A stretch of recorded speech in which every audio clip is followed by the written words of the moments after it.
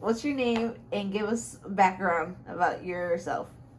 My name is Jamar Harris. From Rock Island, Illinois. Born and raised. I attended Rock Island High School, United Township High School, Monmouth College.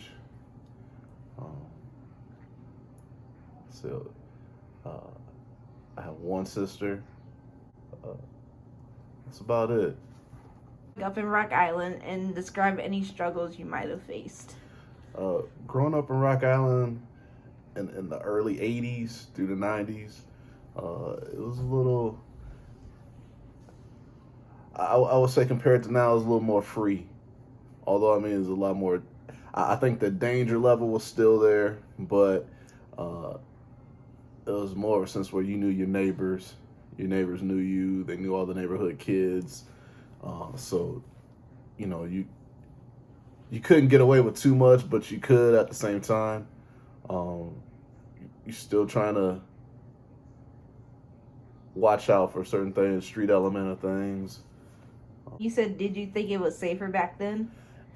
In my opinion, yeah, I think it was a little bit safer back then versus now, especially with the invention of the cell phone and or um, the internet. I think that made everything a little 10 times worse compared to back then, in my opinion. But what potential threats did you see back then? Back then, as far as potential threats, definitely street life. So gang activity, um, street activity, people that weren't in gangs but just involved in street life, um, and definitely police. Um, having to having learned how to maneuver around different situations, make sure that you can make it home every day. Did playing sports help keep you busy and out of trouble? Absolutely. Um, I was an avid baseball player as a young kid, so spent a lot of time, a lot of time at Longview Park in Rock Island playing baseball every day, if not every other day, from sun up to sundown. Uh, a lot of fun, a lot of memories, great memories. Also playing football there, um, basketball as well. So I mean, the street element was always around sports. You know, it's it was always around that area. But especially if you were really good at what you did, you had a lot of people from the street that would take notice of you, and they will let you know, hey, you're doing a good job, or they at least talk to you about different things when it comes to sports. It wasn't always what people may think it would have been about potentially being a drug dealer or something like that, or involved in street activity. Struggling in choosing either or street, like street life or like sports or staying in school? Absolutely. Um, Absolutely. I equate it to about summer '93 or summer '94. One of the two is when, in my opinion, um, the group of fellas that I was with that summer, certain individuals introduced us to a couple things, and my my group that I hung out with saw the potential to make money, big money, and that's where I think a lot of things changed. It was that summer, and I remember the exact thing that happened, and in my mind, I know that's what changed everything. Um, some guys were still able to uh, play sports effectively, but they were still involved in in street activity. It just happened. I was just so happened to be lucky enough to I was too scared, to be honest with you, to do anything at that particular time. I was scared of my mom, so I I didn't want to get caught doing anything, man, at all. Did you see it in school, like a lot of street activity in school? Definitely, but that's it, it was more so just like everybody that was affiliated with some type of gang organization. By the time I was in third grade, people knew what gang they were going to be a part of. Now it's third grade. I still remember that. And yeah, that carried all the way through into high school. You didn't have like drug activity in high school, but you did have gang activity in high school first. Were there any racial conflicts in the schools between the students or even the teachers? There's two that I can note. One is when I attended Rocky, and that was the year of the Rock Island riots. I lived through all that. That was when a teacher at the school let black students know how she felt about them during school. A couple other things transpired, and I didn't hear too much more after that until after school, when I was coming down the hill from Rocky, walking towards 11th Street, and I saw 3 or 4 white guys running, and I didn't understand what they was running from. I didn't see anything at the time. They just took off running, and next thing I know, I seen a bunch of people from my neighborhood and other neighborhoods coming down the hill like nothing I'd never seen, like something out of a movie. They caught these individuals, and they hurt them really bad. That night, it spilled over a little bit more. They shut down all of 11th Street and Rock Island. It made WGCN news, so it made the news in Chicago that night, or for like it was like in that night or 2 nights.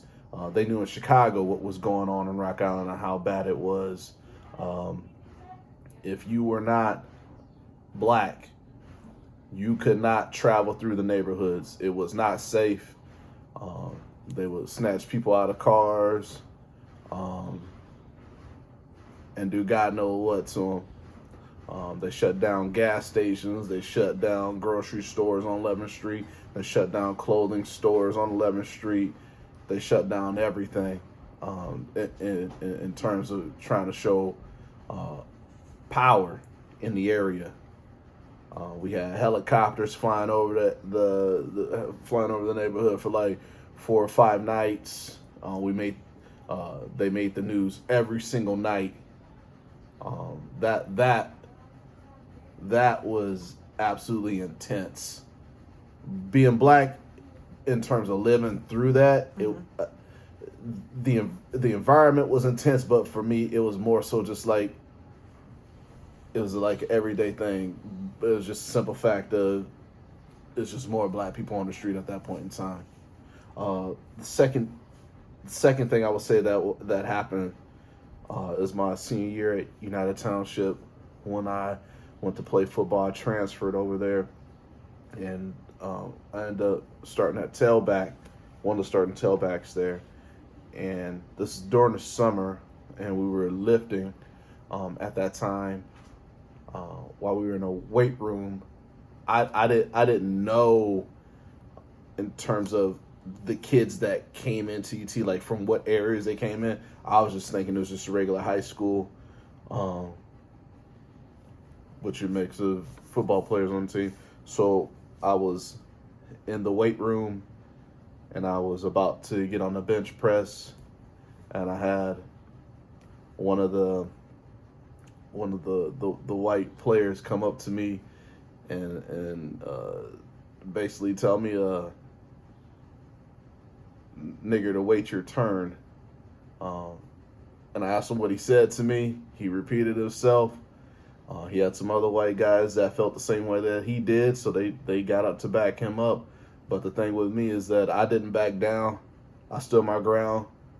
A lot of the black players that were on that team, they were shocked because they've never seen nobody do what I did before in terms of standing my ground, and I wasn't going to budge. And whatever was going to happen to that situation was going to happen. I was ready for it.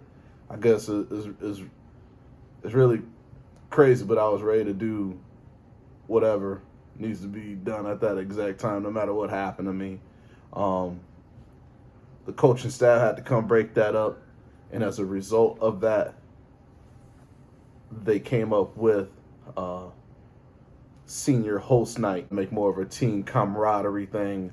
When you knew there was a heavy racial element to what was going on, because you had a lot of boys from Green Rock, Kelowna, Cleveland, Silvis, just from those areas, and they didn't too much care for black people. But to even put icing on the cake on that one, we were invited out to Kelowna for one of the seniors' Thursday night get-together. So we were at a park in the middle of Kelowna. We were grilling burgers and hot dogs. This is about maybe 5 o'clock, 6 o'clock on Thursday, and black people were there, and we had Caucasian, obviously teammates there. Everybody's having a good time, just relaxing. We weren't loud, nothing obnoxious or anything of that nature, just all sitting down, having a good time, having some laughs. And we had some pickup trucks roll up to the park, and some white guys got out, and one of the guys, one of the seniors that was hosting, went up to these guys that pulled up with the pickup trucks, and he went and had to go talk to them, and he came back to us and told us that we need to get out of town immediately. If we did not get out of town, we were going to be hurt, period. So those boys that drove up had shotguns in the back of the windows of their pickup trucks, and we were escorted out of town immediately. True story. And that is why I never feel comfortable going to Kelowna, ever, and never will. That really happened. How does it feel to be a black man that has never went to jail? I know it sounds weird, but for me, it's regular. I really don't think it was because of my children. Is why I didn't go to jail.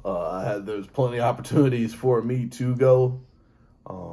Just involved some really immature acts, just really a lot of dumb stuff. But I think having kids and understanding the kind of person that I want to portray myself to be, I needed to make sure that I wasn't somewhere I didn't want to be in order to raise my kids and be around and to do what a father needs to do. So in a weird way, it feels normal because I don't think I needed to go to jail or anything like that. But in another way, it feels good to stand on that. I made it to where I need to make it to without having to actually go do time anywhere, and be anybody's prisoner. What advice would you give to your younger self? Oh man, I would have told myself, definitely, I know it sounds silly, definitely to get the help that I needed from teachers after school, staying after school late, making sure I got work turned in on time, talking a little bit more to my guidance counselor about my future endeavors and where I would have liked to see myself go. Definitely